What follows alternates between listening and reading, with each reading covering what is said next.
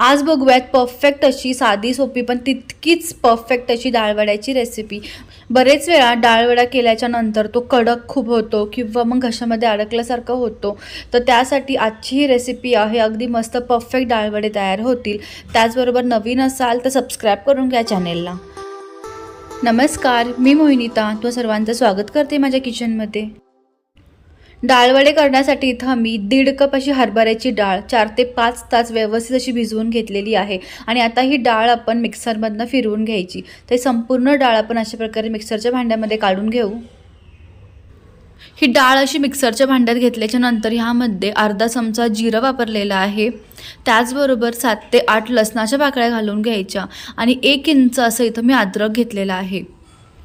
हवं तर तुम्ही 1 चमचा अद्रक लसूणची पेस्ट सुद्धा घालू शकता। आता तिखट होण्यासाठी इथं मी 4 ते 5 हिरव्या मिरच्या घेतल्या आणि 2 चमचे पाणी घालून हे जे मिक्सरमध्ये भरड करून घ्यायची। पल्स मोडवरती आपण हे वाटून घ्यायचं आहे। खूप जास्त पेस्ट न करता अगदी जाडसर हे वाटून घ्या। तर इथं तुम्ही बघू शकता की ह्यामध्ये अजूनही अशी अख्खी डाळ राहिलेली आहे। अगदी मस्त जाडसर हे वाटून घेतलेलं आहे आणि ह्याच पद्धतीने तुम्ही सुद्धा हे मिश्रण वाटून घ्यायचं आहे। त्यानंतर इथं मी अशी मोठी परात घेतली किंवा तुम्ही एक मोठा असा बाउल घ्या आणि त्यामध्ये हे मिश्रण काढून घ्यायचं। आता ह्या मिश्रणामध्ये आपण एक मोठी वाटी बारीक चिरून घेतलेला कांदा घालून घ्यायचा आणि त्याचबरोबर भरपूर अशी कोथिंबीर वापरायची।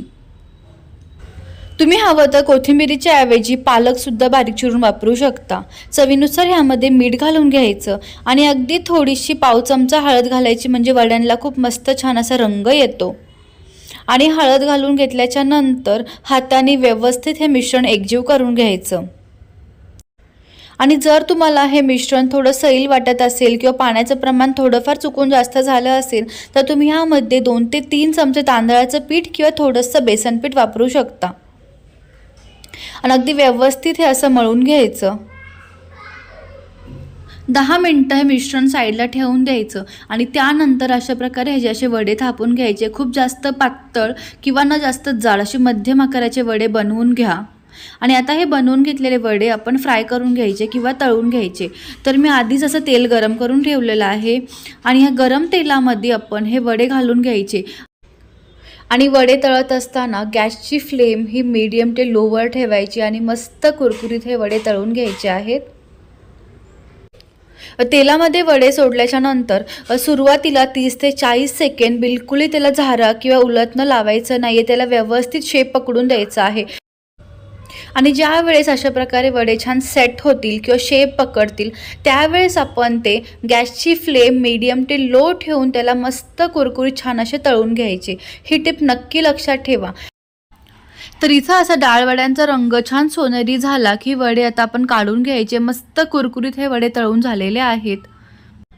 हे मसाला वडे किंवा डाळ वडे तुम्ही हिरव्या चटणीसोबत किंवा सॉससोबत खाऊ शकता आणि चॅनलवरती मी आधीच हिरव्या चटणीची रेसिपी अपलोड केलेली आहे, तर नक्की ती रेसिपी जाऊन बघा। तर इथं असं हे मसाला वडे किंवा डाळ वडे तयार झालेले आहेत खाण्यासाठी। अगदी मस्त बिलकुल तेलकट न होता छान कुरकुरीत हे वडे झालेले आहेत आणि अगदी परफेक्ट अशी रेसिपी होण्यासाठी नक्की करून पहा। त्याचबरोबर तुम्हाला आजचा हा माझा व्हिडिओ आवडला असेल तर लाईक करा एक व्हिडिओला। पुन्हा भेटूयात आणखीन एका नवीन रेसिपीसह। थँक्यू।